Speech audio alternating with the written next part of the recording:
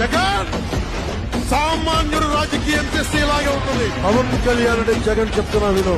పవన్ కళ్యాణ్ అంటే ఆంధ్రప్రదేశ్ ప్రజల భవిష్యత్తు. పవన్ కళ్యాణ్ అంటే ఈ దేశపు యువత కాలంలో. పవన్ కళ్యాణ్ అంటే కన్నీళ్లు కురిచే చెయ్య. పవన్ కళ్యాణ్ అంటే అర్ధరాత్రి పరిగెత్తుకుంటా వచ్చి ప్రాణాపాయంలో ఉన్న 108 అంబులెన్స్.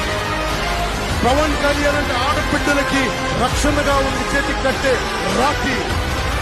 పవన్ కళ్యాణ్ అంటే పెద్దోళ్ల భుజం మీద ఉన్న కొండువ. గర్వంతో ఎగిరే జాతీయ జెండా పవన్ కళ్యాణ్ అంటే. పవన్ కళ్యాణ్ అంటే నేను నక్కేటను ముంచే తుఫాన్ గుర్తుపెట్టుకో. నిన్ను అధాపాతాళానికి తొక్కే వామనుడి పాదం పవన్ కళ్యాణ్ అంటే గుర్తుపెట్టుకో. 1 man's courage makes a majority.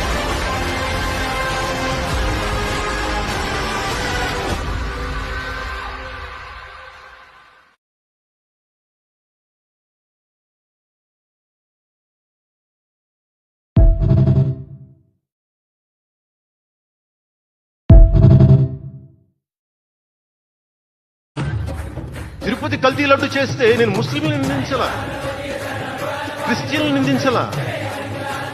నేను నిందించింది దోషుల్ని పట్టుకోమని. చివరికి ఏం తేలారు? వాళ్ళందరూ హిందువులే కదా. నేను మాట్లాడుతున్న ఇది దిస్ ఇస్ సెక్యులరిజం.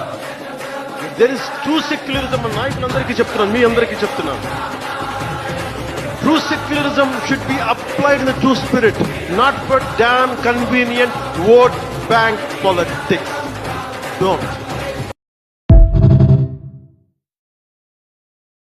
గజ్జే ఈ రోజు వైసీపీ ఆవిర్భావ దినోత్సవం కూడా జరుగుతుంది. మీకు ఐడియా ఉందా మేడం?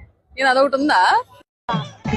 ఏంటి బ్రో అంత మాట అన్నావు? పార్టీ అధ్యక్షుడు ఎవరు, పెట్టింది ఎప్పుడు జరుపుకుంటారు నాకు అసలు ఎప్పటి వరకు తెలియదు. 5 ఏళ్ళు అధికారంలో ఉన్నప్పుడు తెలియలేదు వైసీపీ ఆవిర్భావ దినోత్సవం అని. ఓడిపోయినాక బయటకు వచ్చింది ఆవిర్భావ దినోత్సవం. అయితే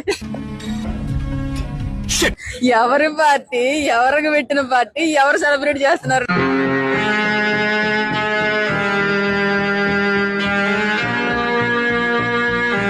పార్టీ పెట్టడంలోనే పక్కోడు పార్టీ లాక్కున్న పార్టీ ఏదన్నా వైసీపీ పార్టీ. ఏమిటి సిగ్గుపడుతున్నారా?